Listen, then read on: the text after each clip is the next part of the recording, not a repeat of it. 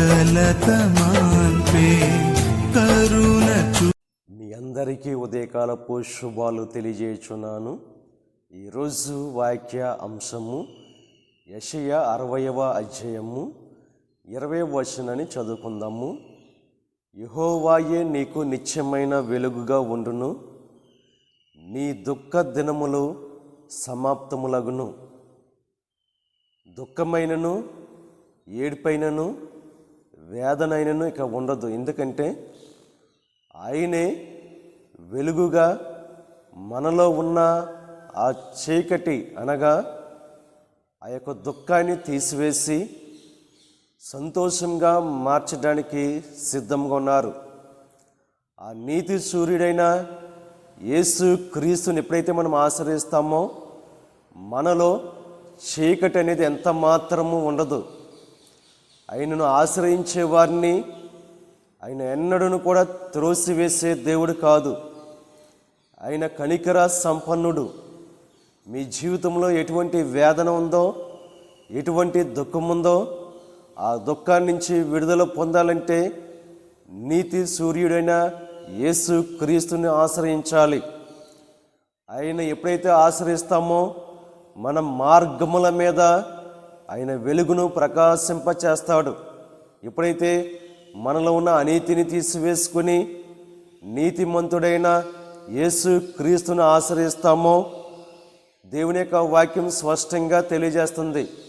నీతిమంతులకు వెలుగును, యథార్థ హృదయుల కొరకు ఆనందమును విత్తబడి ఉన్నది. ఆ యొక్క వెలుగును, ఆ యొక్క ఆనందాన్ని పొందుకోవాలంటే మనలో ఉన్న అనీతిని తీసివేసుకుని ఎప్పుడైతే నీతిమంతుడైన యేసు క్రీస్తుని ఆశ్రయిస్తామో ఆ వెలుగులో ఎప్పుడైతే మనం ఉంటామో మనలో ఎంత మాత్రము చీకటి అనేది ఉండదు.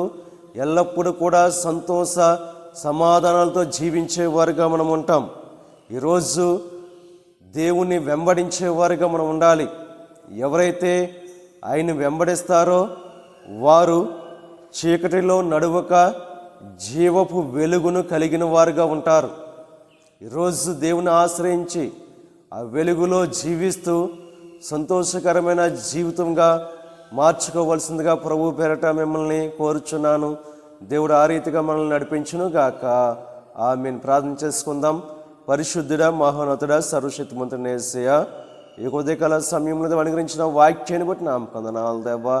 నీ వెలుగులో ఎవరైతే ఉంటారో దేవా వారిలో వేదన అనేది ఉండదు, దుఃఖం అనేది ఉండదు కనుక దేవా నిన్ను ఆశ్రయించేవారిగా నీ యొక్క వెలుగులో జీవించే భాగ్యాన్ని ప్రతి ఒక్క బిడ్డ కలుగు చేయండి. ఎవరైతే దేవా బాధలో వేదనలో దుఃఖంలో ఉన్నారో దేవా వారిని ఆదరించి దేవా వారిని కనికరించి వారి యొక్క దుఃఖం నుంచి విడుదల కలుగు చేయండి. ఎవరైతే అనారోగ్యంతో బాధపడుతున్నారో దేవా ప్రతి ఒక్క బిడ్డ కోసం ప్రార్థన చేస్తున్నాం దేవా. నీకు శిలువలో కాల్చిన రక్తం ప్రోక్షించి దేవా గాయపడిన ఆస్థ నుంచి సంపూర్ణమైన విడుదల స్వస్థత కలిగి చేసి దేవా వారు పొందిన స్వస్థను బట్టి దేవా నేను మహింపరిచే భాగ్యం కలుగు చేయను దేవా. హృదయాలకైన గాయాలను దేవా కట్టేవాడు నువ్వే, ఆ గాయాలను దేవా పూడ్చేవాడు నువ్వే కనుక దేవా ప్రతి ఒక్క బిడ్డల జీవితంలో దేవా గొప్ప కార్యం జరిగించి నేను ఇంకా విశ్వాసంలో ఎదిగే భాగ్యాన్ని కలుగు చేయండి. ఈ ప్రార్థనలో ఏకీభవిస్తున్న ప్రతి బిడ్డను దీవించి ఆశీర్వదించి ఈరోజు చేర్చున్న ప్రతి పనిలోని సహాయం అనుగ్రహించండి. ఇక దీని ఆశీర్వాదాలు ప్రతి ఒక్క బిడ్డ మీద మండి కృమరం చేయమని మా ప్రభువైన యేసు నామమున వేడుకొంచున్నాం తండ్రి. ఆమేన్.